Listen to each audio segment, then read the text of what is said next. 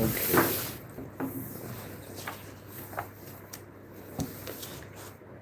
Tzvi. Yechide shebenefesh habahamis. The source of that line is in Eter, in Rebbe Rashab. Eter is Tafresh Ayin. A famous hemshech of the Rebbe Rashab. The Rebbeim, it's quoted, it is said now and then, not very often.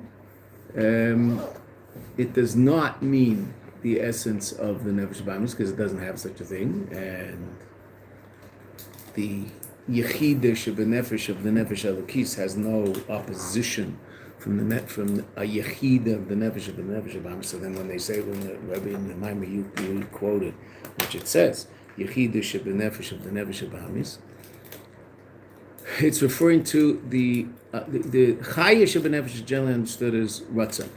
And that for sure, there is an opposing force in the Nefesh Bahamis called the Ratzon of the Nefesh Bahamis. That's absolutely clear.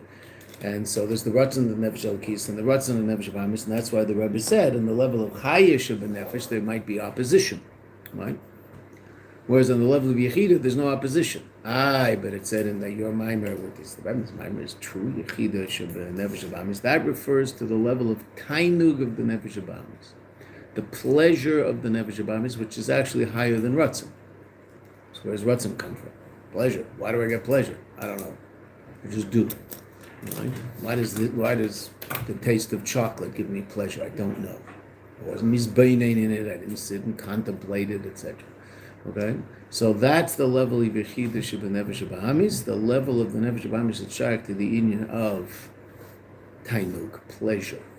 That's what the Rebbe Shab says in Eter, and that's more powerful than Ratzon. It's still not Etzim. It's more powerful than Ratzon. And so to truly defeat the Nefesh Bahamis, that's where you have to go. That's what you're learning over there. That'll be the ultimate nisayon. Person gets pleasure from things that are... So we don't have a clear level of Yechida in the Nefesh Bahamis? There's no level of Yechida of the Nefesh Bahamis that's a corollary of the Yechida of the Nefesh Elokis. That's Aleph base, and the Rebbe says it here, that's just everywhere in Chassidus. Matter of fact, I even wanted to see last night, I got a new phone a couple of weeks ago, and I was getting rid of all these. I noticed on the last page, when you go up and you get those pages of apps, the last page is all this stuff that I've never seen before. I don't know what, it must have come with the phone, so I was getting rid of them. One of them was called Gemini. So isn't that like AI stuff? Yeah. So I pressed on it. So it was AI. So I said, okay. So I wrote, Yechida of the Nefesh Bahamis. I want to see what it would say. Right? So sure enough, it wasn't bad. Sure enough, it said, there is no true Yechida of the Nefesh Bahamis, because there is no... Yechida is only in Nefesh Elokis, because that's connected to the essence of Hashem, etc. And then it said something I didn't understand. It didn't use the word Tainug, interesting enough, which is what the Rebbe Shab says. But it did say basically like the essential existence of the Nefesh Bahamis. So everything does have some level of essential existence, right? Your goof has a level of essential existence, we call it DNA. Right? Okay.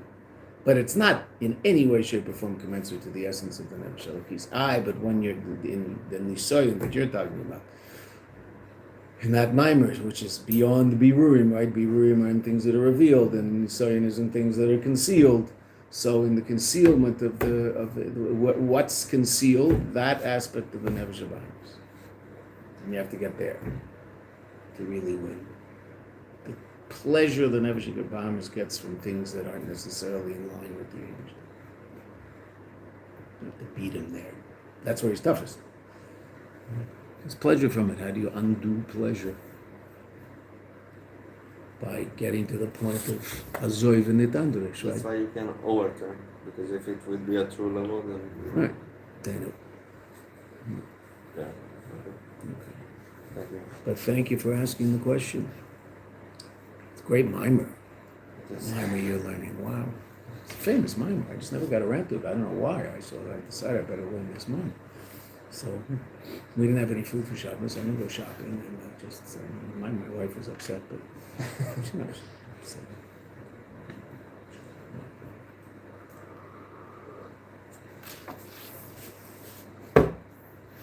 Okay. So we've now changed the tack of our Maimer. Up until Ois Ches, the Rebbe has been talking about the difference between, we talked about this on Thursday, the difference between Sholem on one end and Milchama on the other. Right? Two completely different states. Tefillah and Torah, two completely different aspects of Avodah. Tefillah is encountering the Nefesh Bahamis directly, and you're mislavish in the Nefesh Bahamis. That was the words of the Rebbe. You have to get your Nefesh Bahamis to say the words that you want to say about a Kadosh Baruch Hu, and that's a milchama. Okay, you can't bypass it in any way, shape, or form. Learning Torah, you sit calmly wherever you're sitting, and you discuss physical reality, and you elevate it by virtue of the fact that it's part of Torah and it's a part of your discussion. That's one level of birur. That's nigla. Then there's the two different levels of the birur brought about by learning Chassidus, Pnimius of Torah. Yemais Mashiach, the learning we do now, Havana Vasaga, which will also include the first kufa of Yemais Mashiach, and then and the learning that we will do when we see Elokus. Okay, so those three different levels of learning correspond to three different levels of Shalom, the Shalom of Shalom HaMelech, the Shalom of the first Kufa of Mashiach, and the Shalom of the second Kufa of Mashiach, right? That's what we've been saying. And making a clear distinction between Milchama and Shalom.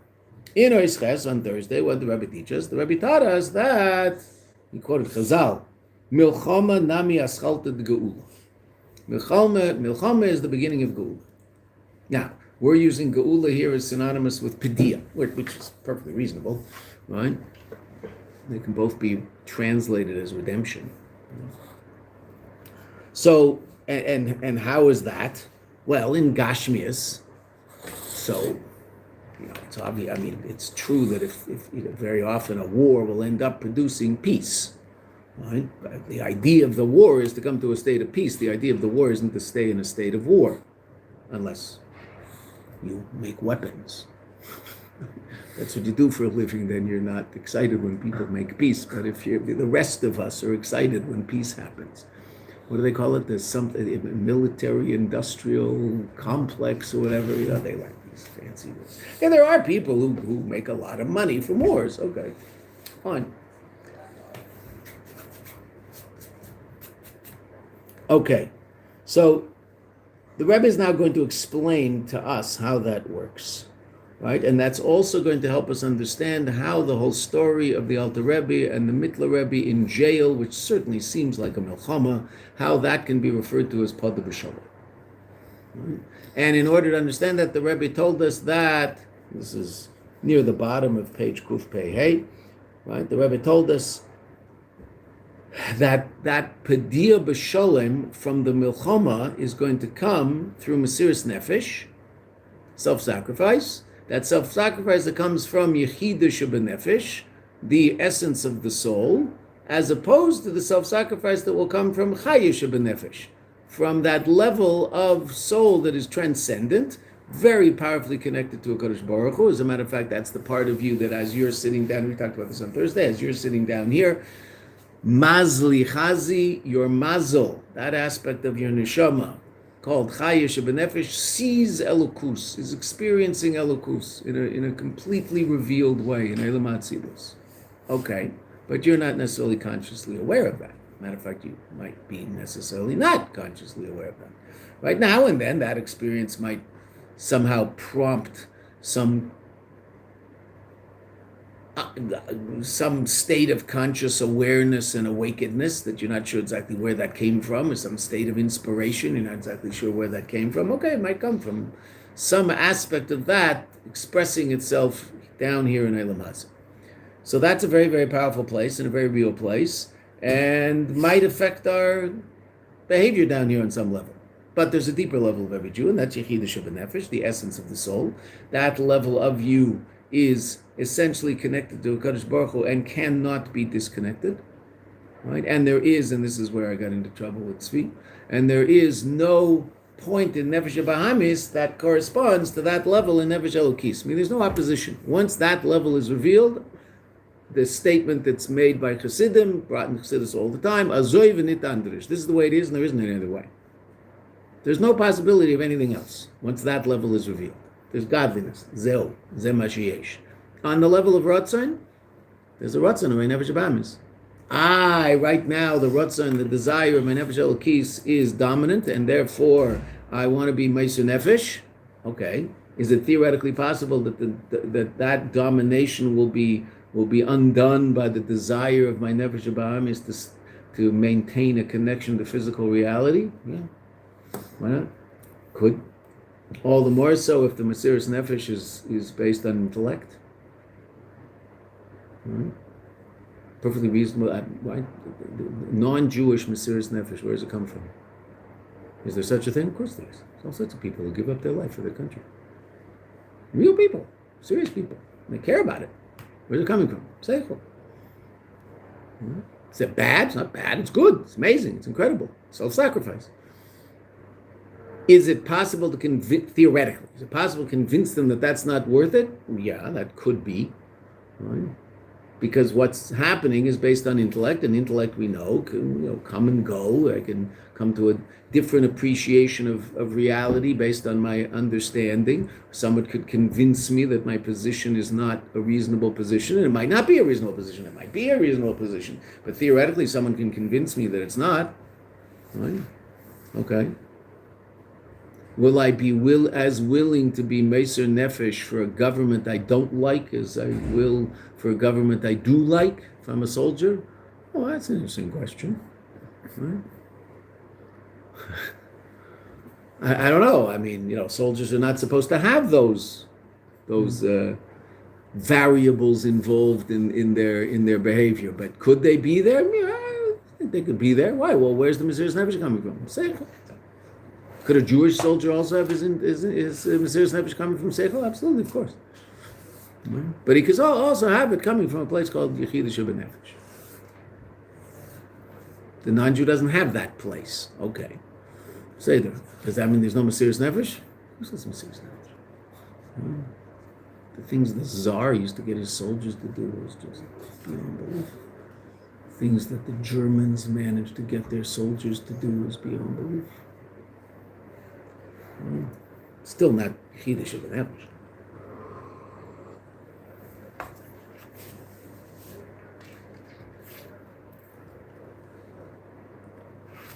That might also be, I don't know, this is just an embryonic thought, but I'll throw it out and you can chew on it. That might also be why, even if, God forbid, we lose a war, we never unconditionally surrender. Jews have never given up being Jews, ever. Germans, Nazis gave up being Nazis. Very few Nazis left in Germany. How many Nazis left? Do they love Jews? I don't know. Who knows? The Germans love Jews. No idea. But did they unconditionally surrender and become a completely different reality? Yes, 100%. They're completely different than they were 80 years ago.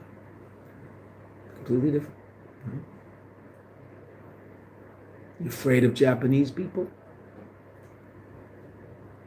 On a certain level, this is hard for a Jew to say.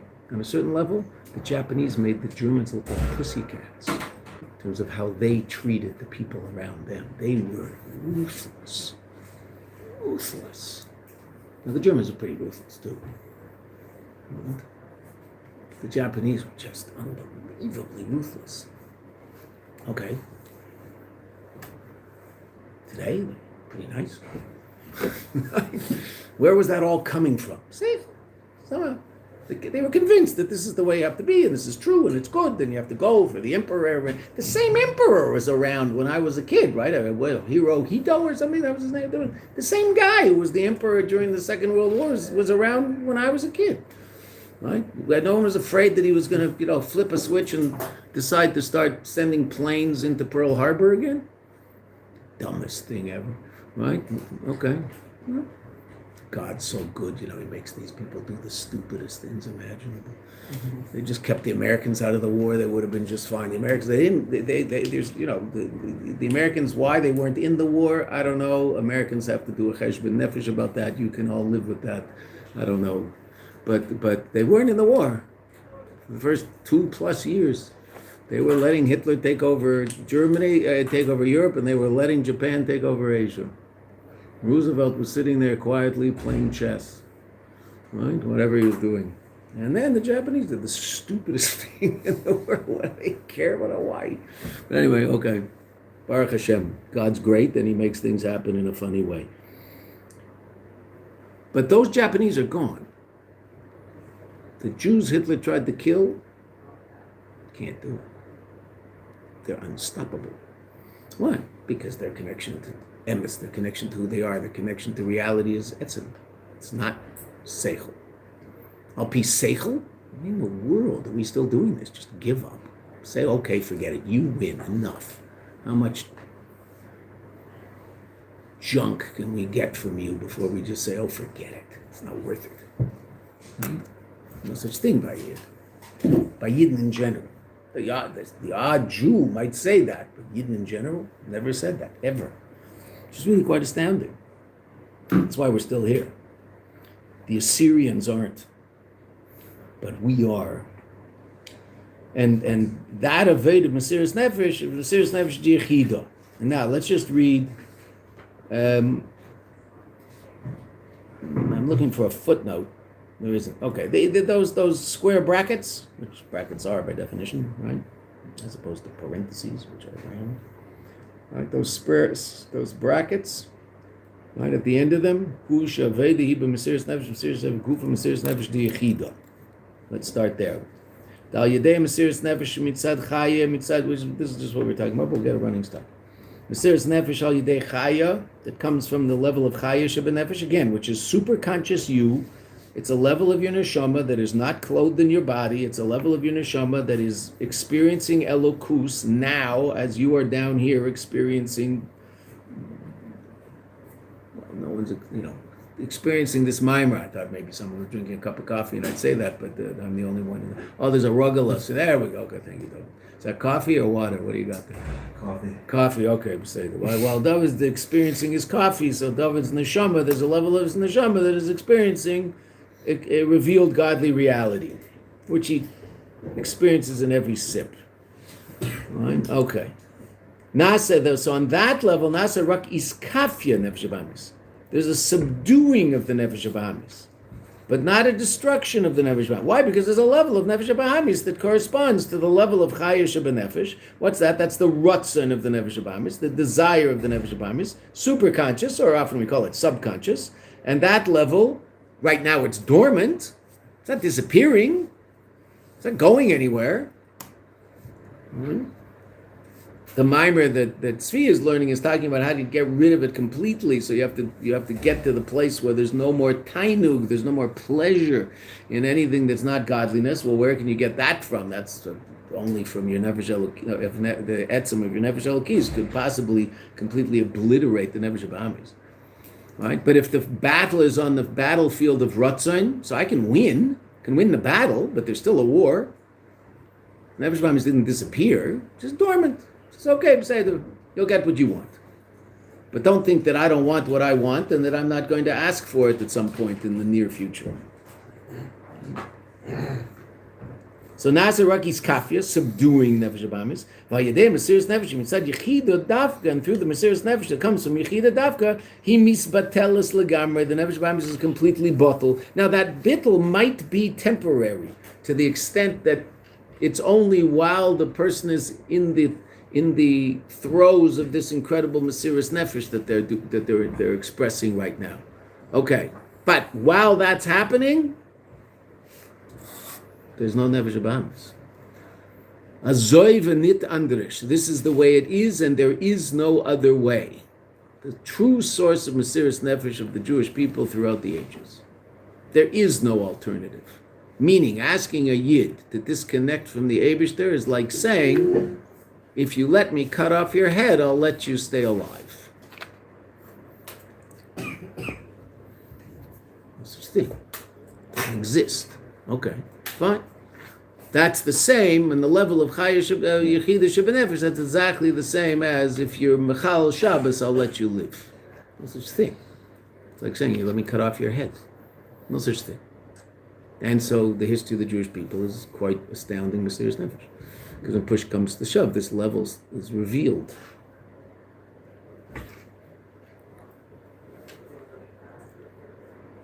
Valpize Yuvan, now based on this, Yuvan Akesher, the Padiyah, Shebederech Milchama.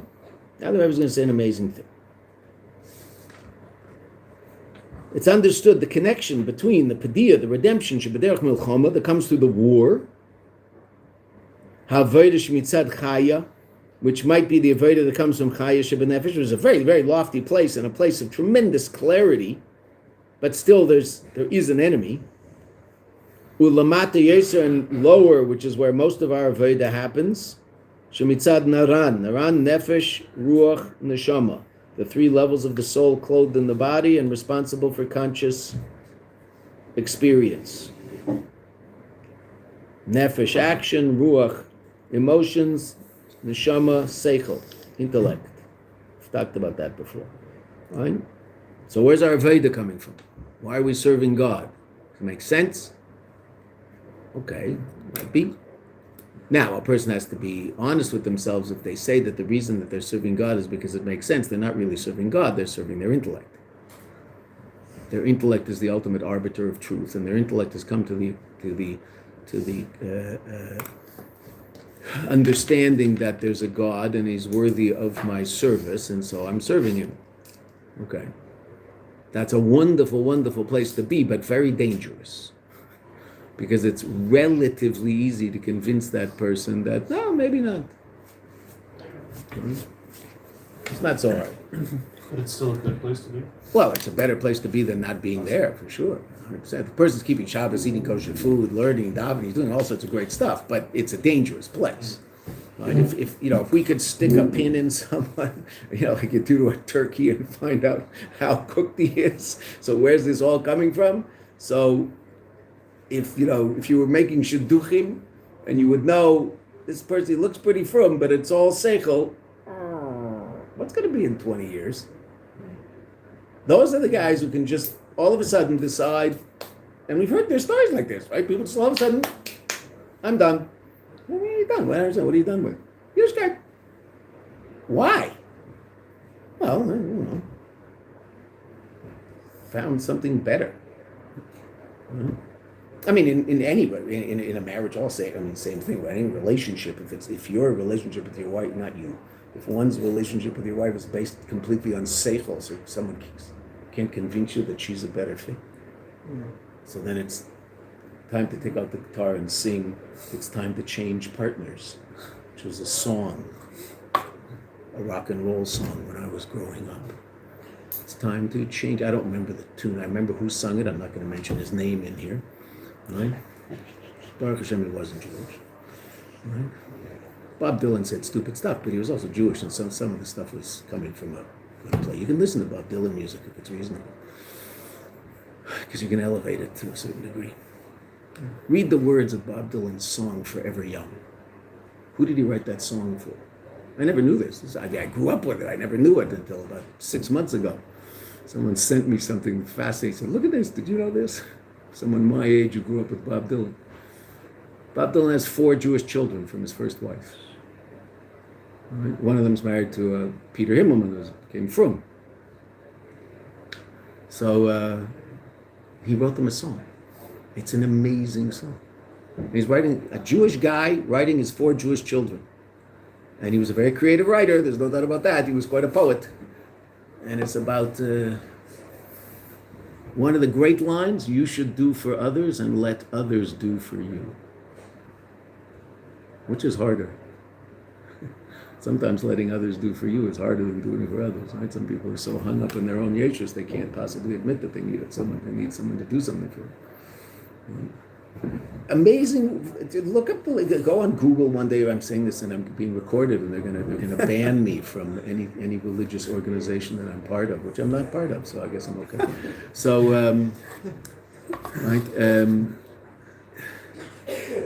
you can Google the word. Just Google the lyrics for "Forever Young" and read it. There's a Jewish father writing a song for 4 Jewish children. Wow, puts a whole new face on the song. Where's it coming from? He's got a nefesh telokis in there. That's where it's coming. Read those words. It's unbelievable. All right? If you had read, I'm not comparing Bob Dylan to David HaMelech, but if you had read those words in Tehillim, you go, okay, beautiful. Right? No, it's unbelievable words. It's unbelievable. And not when there's something about something strong. You have to be strong when the winds of change blow.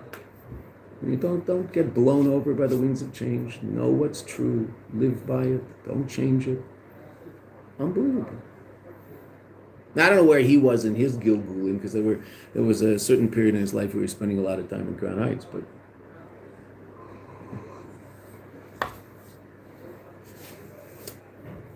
his tainug from drugs gave him evidently more pleasure than his tainug from Elokus, and so he just couldn't do it. But what can you do? Yes, from grandchildren. That's pretty good.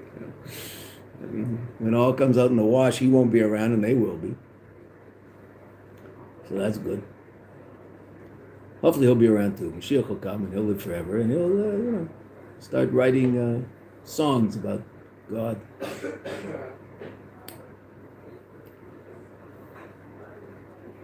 But certain things from him are definitely going to come from an Nefesh Elokis, so they can be elevated. So now we understand the notion of Padiyah b'milchama, that what? So now the Rebbe says something astounding.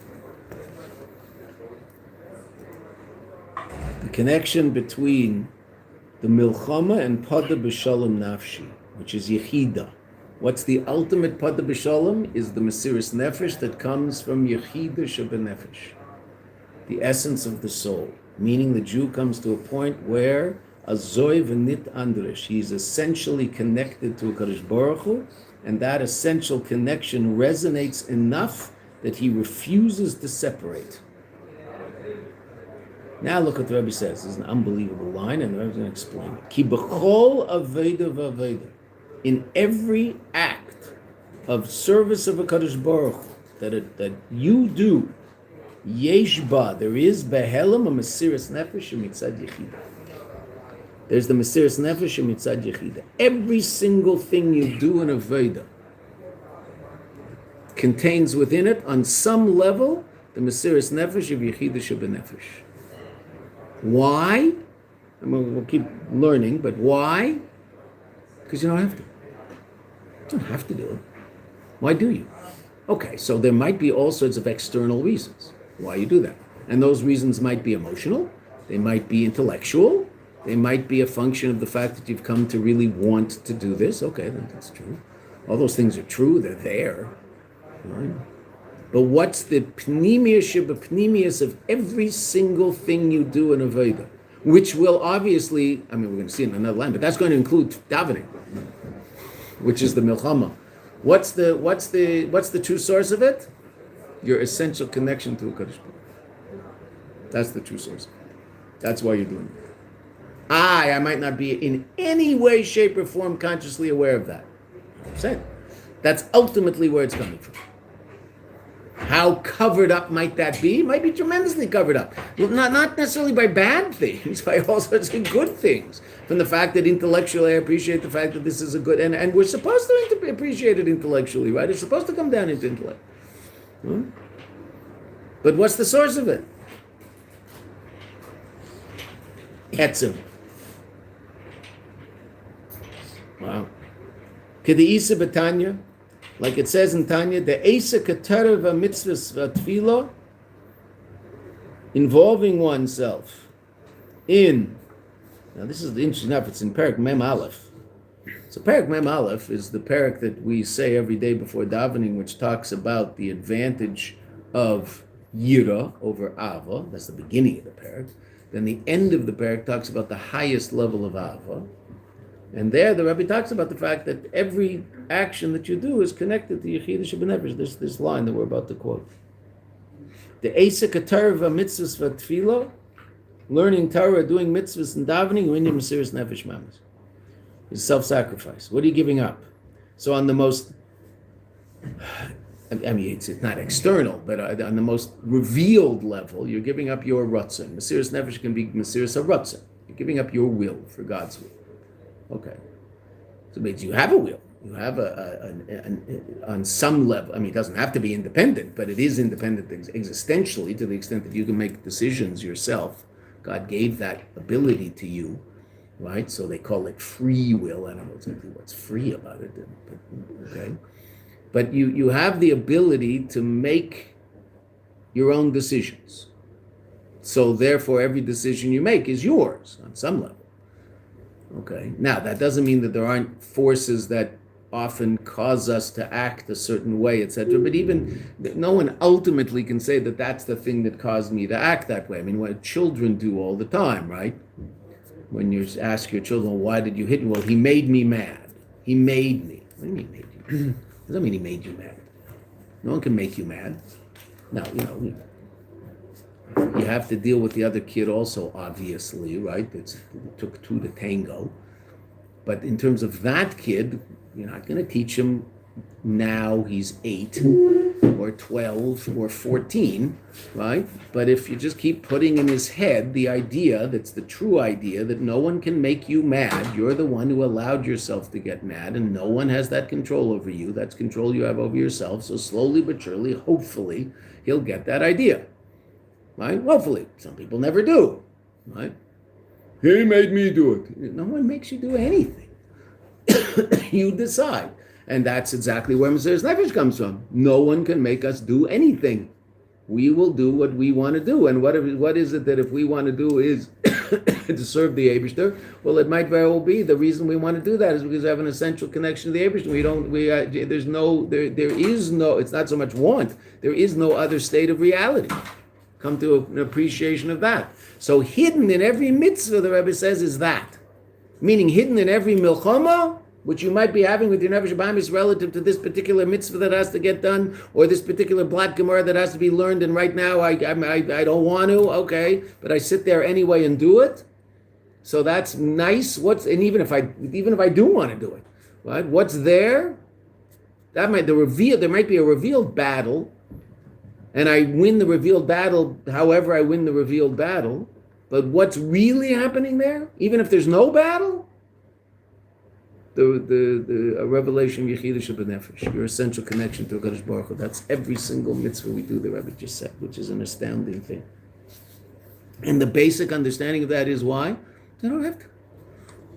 I mean, the Eibishter created the world in such a way. I wouldn't, if I were him. I don't think any of us would. If we created the world, we'd make sure everybody knows. Right? Our name would be written everywhere. Right? We told you about a book when it was Thursday. We told you about the book at Iron Base that Rabbi Arad didn't put his name in. I think was I talking to you guys? No, maybe it was in for Bregan Thursday night. I don't remember. It's all a blur.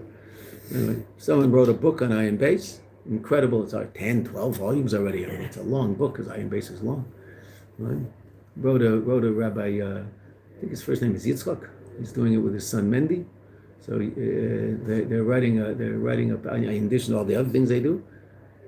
They're writing a sefer on Iron Base, explaining Iron Base, like lessons in Iron Base, sort of like running commentary, explaining things, and it's excellent. It's really, really good, and the ideas in there are extremely difficult. But there's no name on the book. Can't find who wrote it. Not because he's embarrassed. So my son runs into Rabbi Arad more than I do, because my son's wife has a sister whose husband is Mendy Arad, who's writing the book. So they run into each other in family simchas on the Arad side. And he talks to Rabbi Arad, that is the father of his brother-in-law. He's just a fascinating guy. He talks to him about this, that. So he asked him why he didn't put his name in the book. So it happens to be, David, can I see the book that you're looking at for one second? Oh, actually, I don't have to do that. I have my own book right here. Oh, man. I hope this doesn't happen to you. Right? So,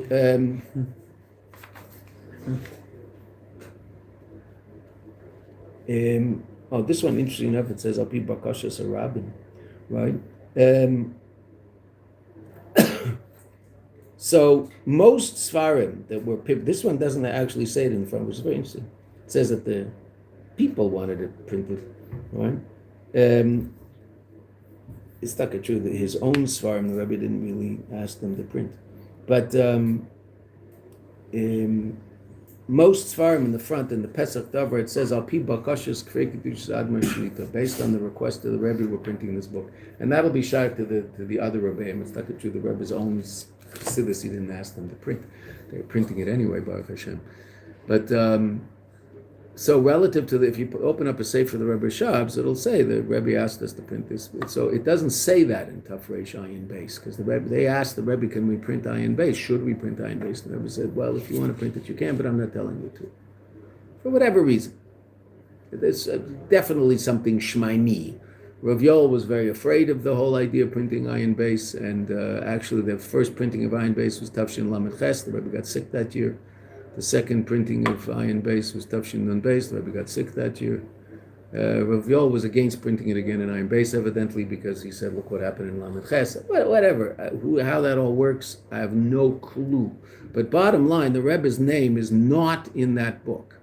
The Rebbe Shab's name is, he's the author, but it doesn't say, based on the request of the Rebbe to print this, we are printing it. It doesn't say that.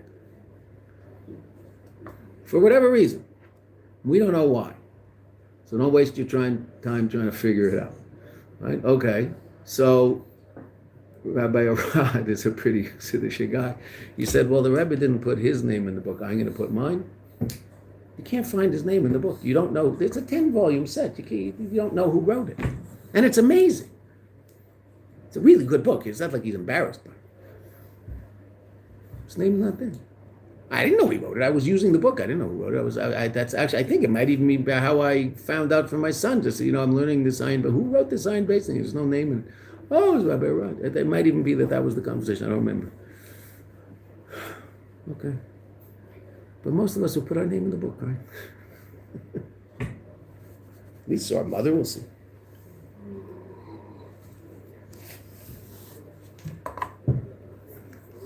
God made a world.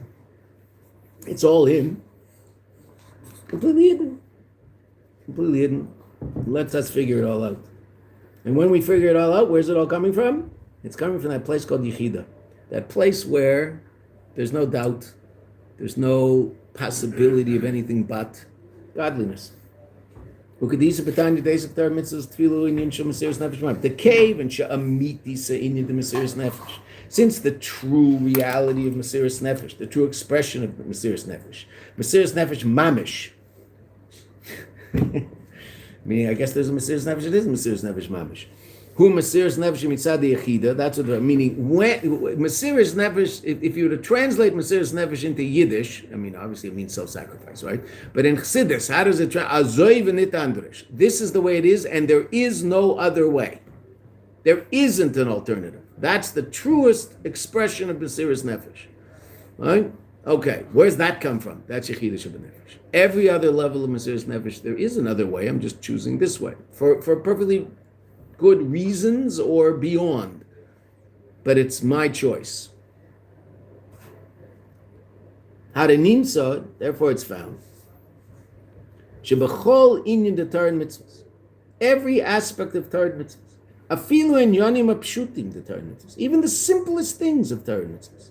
She'il mole nitna Torah chos v'shalom. And if the Torah weren't given to us chos v'shalom, how you loimdi meisam mi behemoths haaretz, we would learn these things from the animals of the earth, right?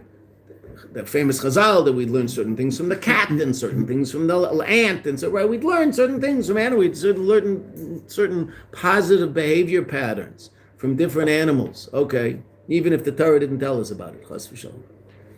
All sorts of things. I mean, most cultures have laws against stealing and murdering. They're called mishpat.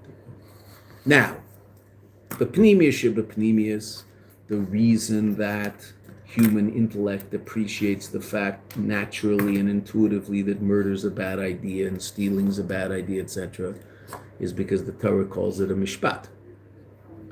The Torah calls that something that human intellect will understand, meaning God looked in the Torah and created the world, right? So the reason that your intellect, it's not called a mishpat because human intellect understands it. Human intellect understands it because the Torah calls it a mishpat. That's important to understand. That being said, Once there's a world, so there are still things that we would look around and we'd learn. Now, it is interesting that Chazal say we'd look around and we'd learn from animals. Why do we have to learn it from animals? Why wouldn't we just have an intuitive understanding of these things? Oh, because the Torah didn't say them. If the Torah doesn't say them, then why would I have an intuitive understanding that I shouldn't murder? That's different than kashrus. Kashrus, the Torah tells me it's a chayk, meaning it's something that I don't have an intuitive understanding of. If the Torah called kashrus a mishpat, you and I would have an intuitive understanding that milk and meat don't go together. It's just a bad idea. We don't. Why not? Because it's not a mishpat. It's a chayk.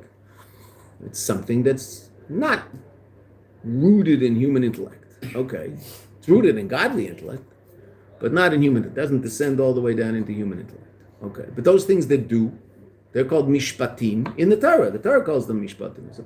Right? Elu mishpatim, right? Rather long and difficult parsha in the Torah, right? Which is Baba Kama, Baba Metzia, Baba Basra, it's all there, right? In Parshas Mishpatim, which is it comes right after Parshas Yisro, is just the continuation of Matan Torah, all the laws that Moshe Rabbeinu learned in Matan Torah. Okay, so those laws are mostly intuitive. Why? Well, because the Torah calls them Mishpatim. And since they're called mishpatim, what does mishpat mean? Something the human intellect understands. So the reason human intellect understands them is because the Torah calls them mishpatim, not the other way around. Which is very important to understand. Okay, that being said, if the Torah didn't give us, if there was no Torah, chas v'shalom, that's what I'm saying, Torah, there was no Torah, so then what? We'd have to learn these things from animals or something. Look around, you see, what do you learn? Sneers from a cat. Cats tend to do things privately, right? They're not, cats aren't into making a lot of noise. Right? Okay. They do everything quietly. So we'd learn from a cat that you don't have to make a lot of noise. If we learned everything that we know from a dog, so we'd probably act differently. Certain things you should learn from a cat. Don't learn how to be a snob from a cat. You don't have to learn that. Don't be snobby. Right? Okay, cats have this air of superiority. Okay, don't learn that from the cat because that's obnoxious. But you get the idea of not making a lot of noise and not bringing a lot of attention to yourself. Okay, that's good. The dogs bring a lot of attention to themselves, right? I mean, when you walk in the door, they're all over the place. Okay, whoa. Butch, settle down, Butch. Everything's okay. Whatever you go over, wherever you go. But it's nice. It's nice. You feel good. He likes you. The cat walks by, looks at you, and just keeps walking. It says a lot about it. Probably also in Europe, I'm not sure, but I know that in North America, the pet of choice has changed from dog to cat. The most common pet is now cat. It says so much about people's ability to have a relationship, because no one has a relationship. I mean, you can have a relationship with a cat, that's not true, but it's completely different than a dog, right? There's very little responsibility on your part, right? Just leave the food there, leave the litter there. You don't have to talk to him for 2 weeks. Take care of himself. You're gonna have to change the litter after a while, but dog, they take care of it. Right? You leave on a holiday, you have to find someone else to take care of him. He's as bad as a kid. Ugh, why do I want this? I want to be child-free and dog-free. I don't want to have all these responsibilities to anybody other than myself. Get a cat. Hard to take a cat for a walk, though.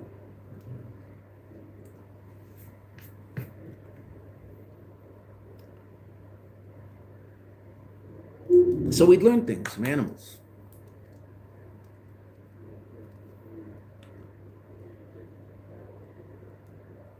So the Rebbe says, even those things, when we do it,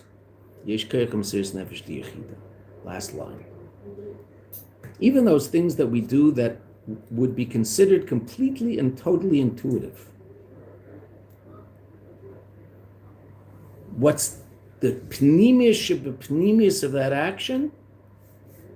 The fact that the Jew realizes that they can't possibly disconnect from the Eibishter. That's why they're doing that mitzvah. That's the pneumius of why we do mitzvahs, which is astounding. So let's see. So what? Okay, so what? Well, let's see. V'yaseidim yizu, the Rebbe says. Gama avona v'asoga, the Torah. Also our understanding of Torah. Hi al yedei inyan da'agdomas nasa l'nishma. is based, even our intellectual understanding of Torah is based on the inyan of, what did we do at Matan Torah? Hakdamas nasa l'nishma. The preceding of we will do to we will hear. We will hear in this context means we will understand, like Shema Yisrael, understand. Right? What is it that the Rebbe just said something very interesting? What is it, and this is so true, it's so obvious if you know, as a teacher, it's the most obvious thing out there. What is it that allows us to understand the Torah? The Rebbe says something quite astounding. Our ability to understand the Torah is based in the Mesiras Nefesh that we had at Matan Torah, and we said Nasa v'nishma. Nasa v'nishma, we gave away ourselves. Nasa v'nishma means, I'm going to do whatever you say because you said it, whether or not it resonates in my intellect or not. It has nothing to do with my intellect. It's coming from you, and so I'm doing it. That's Nasa. And then what? But it's also, we didn't just say Nasa. We said Nasa v'nishma. And we will learn. We'll also understand it. Why are we understanding it? Because you want us to. The understanding is also bottled to the Nasa. And that's why, what did Chazal say? How many crowns did we get at Matan Torah? 2. There were 3 crowns. 1 put on the head of the Eibishter, so to speak, and 2 put on our heads. Why do we get 2 crowns? Right? What's a crown? What does a crown represent? Where do you put a crown? On your head. On top of the head. So crown represents going beyond intellect, right? Something beyond your head. Kesser. Right? Okay. So I understand why we would get a crown for Nasa. That makes sense. What are we saying? We're going beyond intellect. We're not doing this because we understand it. We're doing this because it's you. You said this is what you want, so then it's happening. Nasa. Whatever you want. It doesn't matter what it is. If you tell us to go out in the middle of the street every day at 12 o'clock and do a headstand in the middle of the road, we'd all have to learn how to do a headstand, but we'd figure it out, right? Do a headstand and then go back inside. So we'd all go out in the middle of the road at 12 o'clock in the afternoon. We do a headstand. What difference does it make? Right? And we do weird things, right? I mean, when you're married, you're going to throw on a white cape and you already wrap yourself up in black boxes every day. No studs in the tongue and no stuff in your ears or in your nose. That's good. Baruch Hashem, we didn't ask for that. But leather straps, I always into leather straps. Yeah, into leather. Wrap ourselves up in leather. Right? Okay. Wrap her, and when you do that, waiting at your gate for an airport, in the airport, so you hopefully you're not embarrassed. But you're aware of the fact that it's possible to be embarrassed because you look different than everybody else. But I don't think we appreciate just how different we look, how weird we must really look, because we think there is a context in which it's completely normal. We're going to go in a room relatively soon, right? And there's going to be 60 people all weirded out with their leather and straps, and we're going to think this is just the most normal thing in the world. Like, what else do you do at 9 a.m. other than wrap yourself up in leather and shake back and forth? Is there something else to do at 9 a.m? I don't understand. What is there a ball game on or something I can watch? I don't know. What else is there to do? Right? Go eat shawarma? Not yet. Okay. This is normal. So we think it's normal. It's like weird. It depends how you're looking at it, right? Obviously. Okay. So we said to the Eibishter, Nasa, whatever you say to do, we're going to do. Right? Doesn't matter. V'nishma. And then we're going to understand it. So now it's interesting. We got 2 crowns. I get the crown for Nasa because that means we're going beyond their intellect. Why are we getting a crown for learning Torah? That's intellect. It's not beyond intellect, that's intellect, isn't it? So why do you get a crown for that? It's in your head, not on top of your head. Yeah? True? You ever thought of that? It's an interesting question. Why Nishma is intellect, so why do I get a crown for intellect? Well, because what's Jewish intellect? Jewish intellect is based on the Nasa. If there's no Nasa, there's no Nishma. If there's no bittul to the Eibishter, then when I learn Torah, I'm not understanding Torah, because Torah isn't about what my intellect thinks it is. Torah is about what God says it is. Right? And that's, learning Gemara. Why is it that, here also, we'll start with Mishnah, something more basic. When is someone ready to sit down and take upon themselves that task of figuring out how to learn a page of Gemara themselves? Only when they've come to the realization that Gemara is true, real, and I have to figure it out. Until then, it's a bracha levatala, because they'll never do it, because anything they don't understand, they'll just assume that it's something to do with these guys who aren't saying things straight. My intellect is straight. These guys just didn't get it right. Like there's something wrong here. As long as that's my position, well, I can't learn anything. I mean, I can't learn medicine that way either, right? If my position is that I know more than the guy who wrote the book, well, I'm never going to learn anything from the book, because anything that I don't understand, I'll just assume it's because he's an idiot, right? Okay, so intellect b'chlal, that's why Chochm is the source of bittul. Okay, but Allah has come with Torah. So that's what the Rebbe just said something really fascinating. Our intellectual understanding of Torah is based on the Mesiras Nefesh of Nasev and Nishma. That's why you and I can understand Torah, because we're doing it in the context of the bittul and the Mesiras Nefesh of the Jewish people at Matan Torah. When we accepted the Torah, that acceptance of the Torah was in the context of Mesiras Nefesh. Whatever it is, it's emes, it's true, I get it, I don't get it, that's irrelevant. It is what it is. Nasa, we're doing it. It's impossible not to. There's no such thing. Then what's the next step? Then I have to bring that into my conscious reality. Nishma. But that nishma's illuminated by the nasa, and that's why we get a crown for the nishma. Because Jewish intellect isn't about understanding truth. Let me put it a different way. Jewish intellect isn't about coming to a realization of what's true. Jewish intellect is about bringing transcendent godly truth into my conscious reality. It's up there, I have to bring it down here. It doesn't come from here. It comes from there. It just resonates in here. Right? That's why it's not called philosophy. Philosophy means it comes from us. Right? That the source of the truth is human intellect. No, the source of the truth isn't human intellect. We don't worship human intellect, we worship God. We want God to resonate in our intellect. What do? So God said, learn Torah. Bring beyond intellect into intellect. What's beyond intellect? Everything God says is beyond intellect. Okay, bring that into your intellect. Are there things that God said that you can understand? Yes. Can you involve yourself in it? Well, sit down, learn a page of Gemara, learn a Maimar Chassidus, learn Shulchan Aruch, learn Chumash and Rashi, learn Chumash, Rashi, Ramban. You learn all sorts of amazing ideas about what? About godliness, about absolute truth with a capital T. And where does it resonate? In your head. It's not resonating in your conscious reality. But it's not that it started there. I wasn't mamsi it there, right? I didn't make it up there. I didn't invent it there. Right? That's Jewish intellect. That's Jewish intellectual endeavor. It isn't about making up ideas. It's about bringing transcendent godly intellect into conscious reality. That which is beyond me into me. But it's very kind of HaKadosh Baruch Hu. He said, here, I'm putting it all in the Torah. It's all here. I'm in here. I'm in the Torah. I'm giving me to you.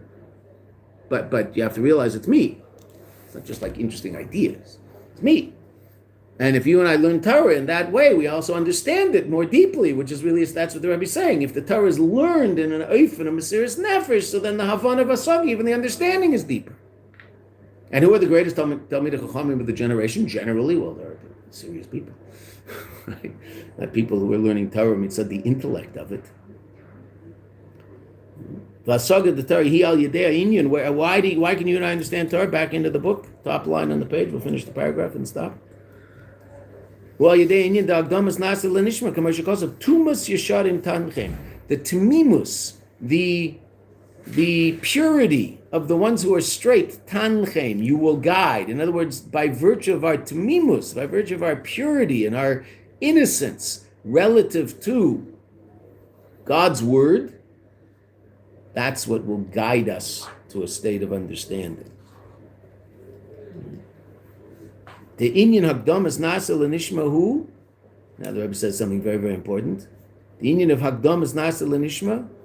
The idea of first saying nasa, we will do, and only afterwards saying we will understand. We have to understand. The Eibishter said we have to understand. Why do we learn Torah? God said learn Torah. I want you to understand what you're doing. I don't want you to just do it because I said so. I want you to have an appreciation of it in your conscious reality, because then it'll be deeper and more real for you. Okay, but bottom line, why are you doing it? Because I said so. But I want it also to resonate in your consciousness. I want you even to be able to discuss intellectually the advantage of doing it because I said so. He'll appreciate that in intellect. Okay. Even though the ultimate source of it all is just I said so. Azoy v'nit andrish. It's me.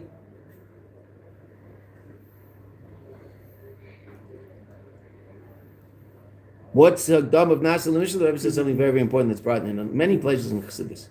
Habitel lebal haratzon. The bittel to the one who has the will. And read the next three words, and then we'll go back to that. Shalamaila, which is higher, mihabittel l'ratzon, of the bittel, the subjugation to the will. Wow, what's the difference? I can either worship Shulchan Aruch, I can worship God through Shulchan Aruch. That's my relationship. I have a relationship with Shulchan Aruch. Of course, I have to do everything written in Shulchan Aruch. Why am I doing everything that's written in Shulchan Aruch? Because God wants it. I once heard someone saying it for bringing, and he was talking about Hasidim, so I'll quote what he said. Is this relevant to other Jews also? I hope so. He was talking about Hasidim.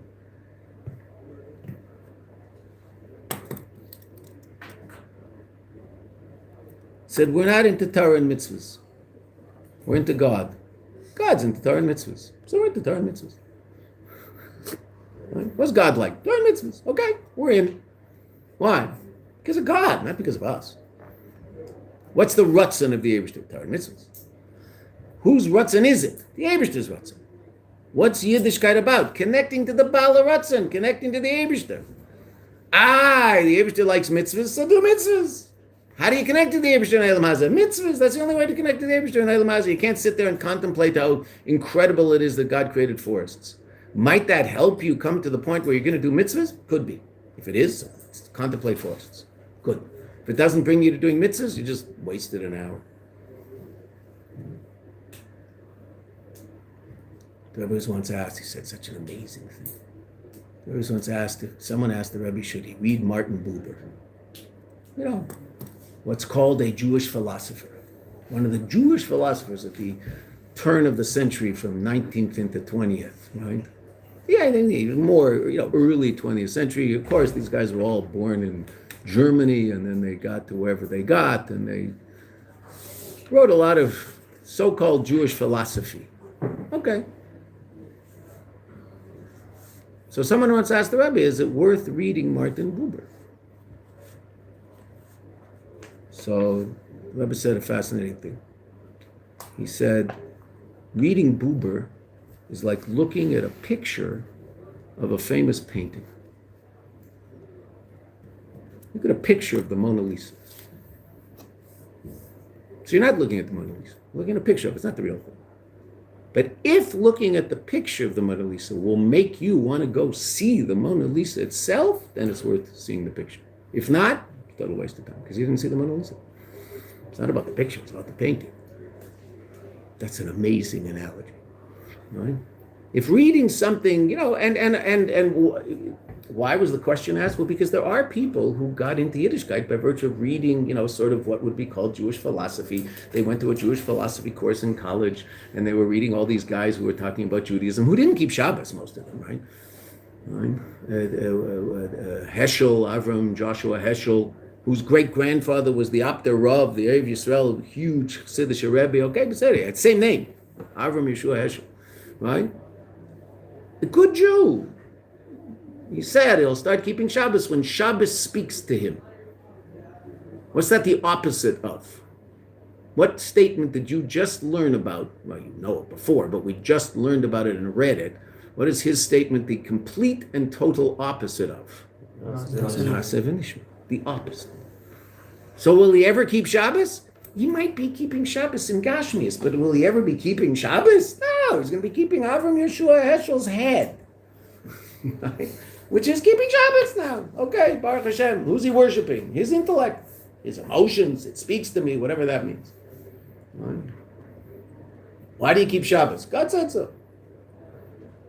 What are the malachas? Oh, I have to know them all. I have to know them all. I have to learn. Learn Klal Gadol in Shabbos. Learn the parak in Shabbos that talks about all the malachas. You'll go crazy. I mean, it keeps going after the parak after parak after parak after parak, different malachas.